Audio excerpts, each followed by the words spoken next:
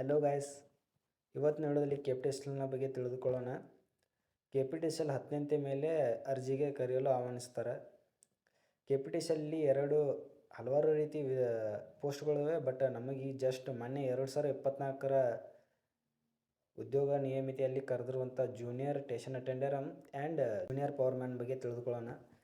ಇವೆರಡು ಪೋಸ್ಟ್ಗಳು ಒಂದೇ ಥರನಾ, ಇಲ್ಲ ಇದರಲ್ಲೇ ಬೇರೆ ಥರ ಇದೆ ಅಂದರೆ ಎರಡೂ ರೀತಿ ಒಂದೇ ಕೆಲಸನ, ಇಲ್ಲ ಅದು ಬೇರೆ ಇದು ಬೇರೆನಾ, ಮತ್ತು ಇವರಿಗೆ ಇರುವ ಸಮಾನ ವೇತನವೆಷ್ಟು, ಮತ್ತು ಮೊನ್ನೆ ಆಗಿರುವಂಥ ಫಿಸಿಕಲ್ ಪಾಸ್ ಆಗಿರುವಂಥ ಪ್ರತಿಯೊಬ್ಬರಿಗೂ 1:1 ರೋಸ್ಟರ್ ಯಾವಾಗ ಬಿಡ್ತಾನೆ, ಪ್ರತಿಯೊಂದು ಈ ವಿಡಿಯೋದಲ್ಲಿ ತಿಳಿದುಕೊಳ್ಳೋಣ.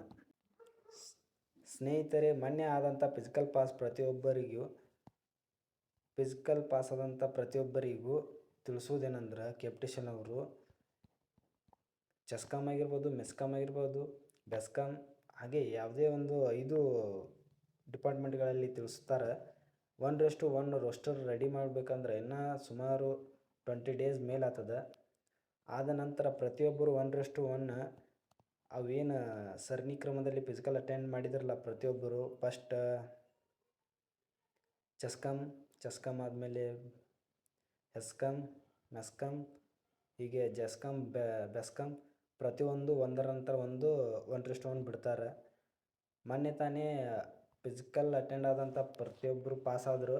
ಕೆಲವೊಬ್ಬರು PhD ಅಂದರೆ ಫಿಸಿಕಲ್ ಹ್ಯಾಂಡಿಕ್ಯಾಪ್ ಇರ್ತಾರಲ್ಲ, ಅವ್ರದ್ದು ಕೆಲವು ಮೆಡಿಕಲ್ ರಿಪೋರ್ಟ್ ಬಂದಿಲ್ಲ ಇನ್ನೂ ಸರಿಯಾಗಿ. ಸೊ ಅವ್ರನ್ನ ಒಳ್ಳೆ ರಿಪೋರ್ಟಿಗೆ ಕಳ್ಸ್ಯಾರ ಮೆಡಿಕಲ್ಗೆ, ಬೆಂಗಳೂರಿಗೆ. ಅವೆರಡು ರಿಪೋರ್ಟ್ ಬಂದ ಮೇಲೇ 1:1 ಬಿಡ್ತಾರೆ. ಸುಮಾರು 15 ಜನದ ಫಿಸಿಕಲ್ ಪಾಸ್ ಆಗಿದ್ದರು, ಆದರೂ ಅವ್ರು ಮೆಡಿಕಲ್ಗೆ ಹಾಕಿದ್ದಾರೆ.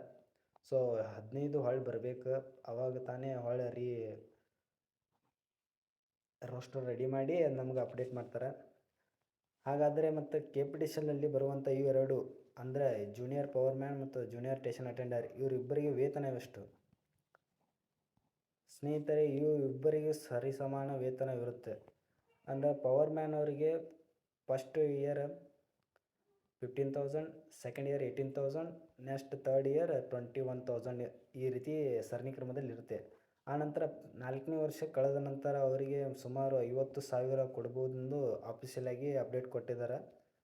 ಮತ್ತು ಸ್ಟೇಷನ್ ಅಟೆಂಡರು ಸೇಮ್ ಹೀಗೆ, ಅವರಿಗೆ ಸ್ವಲ್ಪ 1-2 ಹೆಚ್ಚಿಗೆ ಇರ್ಬೋದು ಅನ್ನಿಸ್ತದೆ.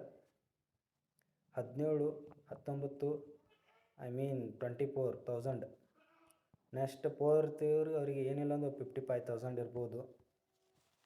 ಪ್ರತಿಯೊಬ್ಬರಿಗೂ ಇದೇ ರೀತಿ ಅಮೌಂಟನ್ನು ಅವರು ಕೊಡ್ತಾರೆ. ಕೆ.ಪಿ.ಟಿ.ಸಿ.ಎಲ್ನಲ್ಲಿ ಎಲ್ಲರೂ ಫಿಸಿಕಲ್ ಪಾಸ್ ಆದರೂ ಪ್ರತಿಯೊಬ್ಬರದ್ದು ಜಾಬ್ ಆಗುತ್ತೆ ಅಂತ ಏನಿಲ್ಲ. ಪ್ರತಿಯೊಬ್ಬರು ಪರ್ಸೆಂಟೇಜ್ ನೋಡಬೇಕಾಗುತ್ತೆ ಮತ್ತು ಅವರ ವಯೋಮಿತಿ ನೋಡಬೇಕಾಗುತ್ತೆ, ವಯಸ್ಸನ್ನು ನೋಡಬೇಕಾಗುತ್ತೆ.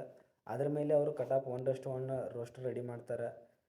ವಯಸ್ಸಿನಲ್ಲಿ ಸ್ವಲ್ಪ ಚಿಕ್ಕದಾದರೂ 2007, 2006 ಇದ್ದರೂ ಸ್ವಲ್ಪ ಪರ್ಸೆಂಟೇಜ್ ಕಡಿಮೆ ನಿಲ್ಬೋದು. ಆದರೆ ಇವರಲ್ಲಿ ಫಿಸಿಕಲ್ ಎಕ್ಸಲೆಂಟ್ ಆಗಿದ್ದರೂ ಅವ್ರನ್ನ ತೊಗೊಳ್ಳೋಂಥ ಸಾಧ್ಯತೆ ಭಾಳ ಐತಿ. 1:1 ರೋಸ್ಟರ್ ಪ್ರತಿಯೊಬ್ಬರಿಗೆ ಯಾರಿಗೆ ಅನ್ಯಾಯ ಆಗಬಾರ್ದಂತ, ಸೊ ಅದಕ್ಕೆ ಲೇಟ್ ಮಾಡಿ ಪೋಸ್ಟರನ್ನು ಹಾಕಿಸ್ತಾರೆ. ಸೊ ಪ್ರತಿಯೊಬ್ಬರು ವೇಟ್ ಮಾಡಬೇಕಾಗ್ತದೆ. ನೋಡೋಣ, ಇನ್ನು 22-23 ದಿವಸದಲ್ಲಿ ಬಿಡ್ತನ ತಂದಾರ. ಆಫೀಸಲ್ಲಿ ಕೌಂಟ್ ಏನಾಗಿಲ್ಲ, ಬಟ್ ಕೆ.ಪಿ.ಟಿ.ಸಿ.ಎಲ್ನಲ್ಲಿ ವರ್ಕ್ ಮಾಡುವಂಥ ಸೀನಿಯರ್ಸ್ ಎಲ್ಲ ಹೇಳ್ತಿದ್ದಾರೆ ಇನ್ನೊಂದು 20 ಡೇಸ್ ಆಗ್ಬೋದು ಅಂತ. ನೋಡೋಣ, ವೇಟ್ ಮಾಡಿ. ಪ್ರತಿಯೊಬ್ಬರಿಗೆ all the best of the luck. Thank you. Please ವಿಡಿಯೋನ ನೋಡಿದ ಮೇಲೆ ಹಾಗೆ ಹೋಗಬೇಡಿ, ಸಬ್ಸ್ಕ್ರೈಬ್ ಮಾಡ್ಕೊಂಡು ಹೋಗಿ. Thank you so much.